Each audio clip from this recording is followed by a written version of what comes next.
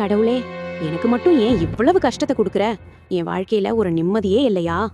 இப்படி நீங்க என்னைக்காவது ஃபீல் பண்ணிருக்கீங்களா? அப்போ இந்த குட்டி கதைய கேளுங்க. ஒரு நாள் ஒருத்தர் ஒரு செடியில தொங்கிட்டு இருந்த ஒரு கூட்டுப்புழுவை பார்த்தாரு. அதுல ஒரு சின்ன ஓட்டை விழுந்து உள்ள இருந்து ஒரு வண்ணத்து பூச்சி வெளியே வர ரொம்ப கஷ்டப்பட்டு போராடிக்கிட்டு இருந்துச்சு. அதை பார்த்த அந்த மனுஷனுக்கு பாவம்னு தோணுச்சு. உடனே ஒரு கத்திரிக்கோலை எடுத்து அந்த பூச்சி ஈஸியா வெளியே வர்றதுக்காக அந்த கூட்டை லேசா வெட்டி விட்டாரு.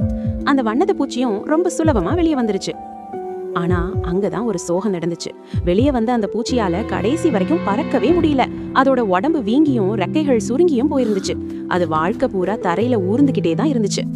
ஏன்னா அந்த சின்ன ஓட்ட வழியா முட்டி மோதி வெளியே வரும்போதுதான் அதோட உடம்புல இருக்கிற திரவம் ரெக்கைகளுக்கு பாய்ந்து அது பறக்கிறதுக்கான பலத்தை கொடுக்கும். அந்த போராட்டமே இல்லாம வெளியே வந்ததால அது ஊனமாயிடுச்சு. கடவுள் நமக்கு கொடுக்கிற கஷ்டங்களும் அந்த சின்ன ஓட்ட மாதிரி தான். அந்த போராட்டங்கள் தான் நாளைக்கு நாம உயரமா பறக்க தேவையான பலத்தை கொடுக்கும். சோ கஷ்டத்தை கண்டு பயப்படாதீங்க, எதிர்த்து நில்லுங்க, ஜெயிப்பீங்க. நன்றி.